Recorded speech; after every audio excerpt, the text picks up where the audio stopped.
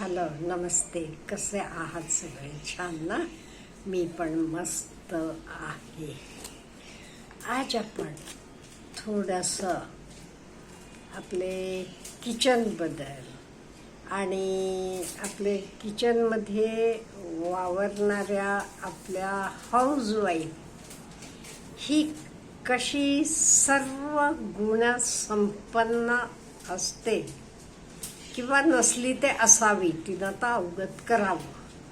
कुठले कुठले गुण तिचे असावे किंवा आपण गृहिणी म्हणून वावरतो, होममेकर म्हणून वावरतो, ते आपल्याला कुठल्या गोष्टींचं ज्ञान पाहिजे ह्याच्याबद्दल थोडंसं वेगळं बोलणार आहे. सगळ्या गोष्टी आपल्याला आपल्या आया आज्या तरी त्या तरी काय म्हणू मी, ते ह्या गोष्टीत PhD केलेलं होतं म्हणेन मी, किंवा त्याचे वरचं काही असलं तरी म्हणजे एवढ्या परफेक्ट होत्या त्या. पहिलं म्हणजे मॅथ्स. आता मॅथ्समध्ये का त्या परफेक्ट असायला पाहिजे म्हणजे हे बघा, घरात आपले किती लोक आहेत, मग आपल्याला किती तांदूळ पाहिजे, किती डाळ, काय किती 10 माणसं जेवायला यायची असली तर किती तांदूळ घ्यायला पाहिजे, किती कणिक भिजवायला पाहिजे, हे सगळं माहीत असायला पाहिजे. ह्याच्याशिवाय पूर्वी ते आम्ही वर्षाचं धान्य घेत होतो, गहू, तांदूळ, डाळी, ज्वारी, हे सगळं. हल्ली अजून कुठे कुठे घेत असतील, पण हल्ली कमी झालंय. हल्ली महिन्याचा एकदा किंवा संपला की आणतात का, म्हणजे आता गहू वगैरे वर्षाचे आणले की ते निवडायचे, साफ करायचे, ऊन द्यायचं, गार झाल्यावर त्याला पावडर लावून ठेवावं लागायचं, म्हणजे व्यवस्थितपणे. हे सगळं का नाही, गृहिणीला हे सगळं गणित यायला पाहिजे. एवढंच नव्हे, तिखट मिठाचं प्रमाण हे कमी जास्त होऊन चालते का? नाही. अन्न उरलं तर काय करायचं? फोडणीचा भात म्हणा, पोळ्या जास्त उरल्या तर लाडू करतो किंवा त्याचं फोडणीची पोळी करतो. हे सगळं गणित तिला यायला पाहिजे, म्हणजे गणितात ती अचूक असायला पाहिजे. आता आपल्या घरात 4 माणसं आहोत, ते भाजी किती लागते, किती भाजी आणायला पाहिजे, त्यातली किती आपण करायची आहे, हे सगळं तिला गणिताचं ज्ञान पाहिजे. पहिली गोष्ट म्हणजे गणित तिचं पक्का असायला पाहिजे. दुसरा फिजिक्स. आता फिजिक्समध्ये तिला काय म्हणजे गॅसचं ॲडजस्टमेंट, सिमवर कधी ठेवायचं, हाय फ्लेमवर कधी ठेवायचं, किंवा तेलाचं तापमान, सगळ्या गोष्टी आपण करताना तेल सारखं तापवून घेत नाही. काही गोष्टींना जास्त तापवावं लागते, काही गोष्टींना मीडियम लागते. किंवा कुकरच्या शिट्ट्या, किती शिट्ट्या झाल्यावर बारीक करायचं का, शिट्ट्या न करता बारीक करायचं, हे सगळं तिला यायला पाहिजे. आता केमिस्ट्रीत काय आलं, हे मसाल्यांचं इक्विलिब्रियम तिला यायला पाहिजे. दूध फुटू नये म्हणून काय करायला पाहिजे, किंवा पीठ पोळी मऊ सुतवायला पाहिजे, ते कणिक किती आधी मळून ठेवायला पाहिजे, हे सगळं तिला यायला पाहिजे. हे बघा किती ज्ञानी आहे ती. मग एवढंच नव्हे, ती 2-4 कामं ॲट ए टाइम करते का, म्हणजे इकडे कुकर लावलेला आहे, इकडे पोळ्या करते आणि इकडचे गॅसवर भाजी, मध्ये हवी ते ती परतते, काही करते, मध्ये मुलांना काही सांगायचं असलं अभ्यास घेत असते. बघितलं मी हे सगळं करताना.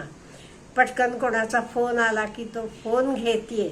म्हणजे ही सगळी कामं तिला ॲट ए टाइम करावी लागतात आणि ती करत पण असते.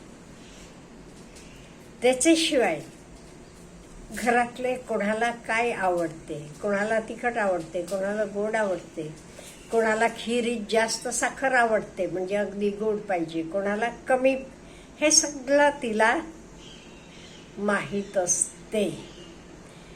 किंवा गरज पडली की ती जास्त काम पण करते. सपोज पाहुणे यायचे आहे किंवा सणवार आले की कसं आवरायचं हे सगळं, किंवा आता पावसाळा यायच्या आधी आपण उन्हाळ्यात सगळ्या गाद्या तापवतो, बेडशीट चादरी धुवून टाकतो, व्यवस्थित घडी करून ठेवतो. हे सगळं तिला ज्ञान असते आणि निरीक्षण करायची कला पण तिला आहे. भात शिजले का, पाणी बरोबर आहे ना, किंवा चपाती करताना फिरवायची ती उलटी कधी, म्हणजे पलटायची कधी, हे सगळं तिला माहीत असते. आणि ती हे सगळं multiple task at A time करते. म्हणजे इकडे कुकर लावले, इकडे मुलाचं टिफिन तयार करते, टिफिन देते, देता त्याला मधल्या सुट्टीत काय खायला, छोट्या सुट्टीत काय पाहिजे, छोट्या सुट्टीत, हे सगळं ती व्यवस्थितपणे, म्हणजे she is a good planner as well. एवढंच नाही आहे, फायनान्शियल मॅनेजमेंटमध्ये सुद्धा तिनं उत्तम असायला पाहिजे. म्हणजे आपला इन्कम किती, आपला खर्च कधी, कुठले महिन्यात किती आपल्याला लागते. आता जून महिना आला, मुलांच्या शाळा चालू होतात, तेव्हा आपल्याला वही, पुस्तकं, रेनकोट, छत्र्या, जादा खर्च असतो. म्हणजे कुठल्या महिन्यात खर्च जास्त आहे, सणवार असले की कधी खर्च जास्त असतो. हे सगळं तिला माहीत असते आणि त्याचे प्रमाणे ती करते. किंवा उन्हाळी कामं सगळी करून ठेवायची, पापड, कुरड्या, हे सगळं ते अगदी मॅनेजमेंट व्यवस्थित करते. पूर्वीच्या बायका तरी, आमच्या काकू म्हणायच्या, आता आंब्याच्या सीझनमध्ये आपल्याला आंबेला जास्त पैसे, तेव्हा 1000 लागायचे. हे मी एक सांगते, हे 20 वर्षापूर्वीचं. आता आपल्याला 5-10 हजार लागतात. मग ती काय करायची, दर महिन्याचे हिशोबातनं, म्हणजे पैसेतनं 100 रुपये काढून एका डब्यात टाकायची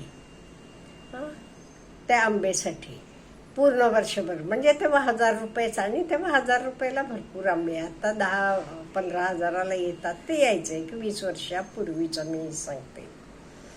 ह्याच्याशिवाय आपण आणलेल्या वस्तू टिकवणं कसं, म्हणजे काही तापवून ठेवावे लागतात, लोणची बिणची केली की ती कशी ठेवायची, हे सगळं तिला कळते. मनोविज्ञानाचं पण तिला ज्ञान पाहिजे. कोणाला काय आवडते, कोणाला कसं पाहिजे, हे सगळं ती करते.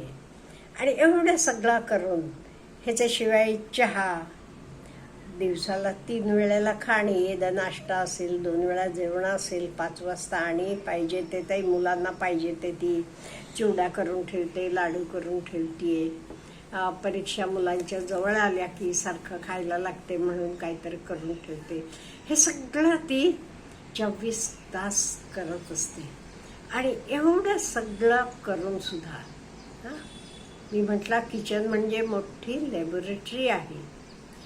हे ती व्यवस्थित करते. एवढं करून सुद्धा कोणी तुम्हाला विचारलं तुमची बायको काय करते, तुम्ही काय म्हणता, काही करत नाही, घरातच असते, आराम.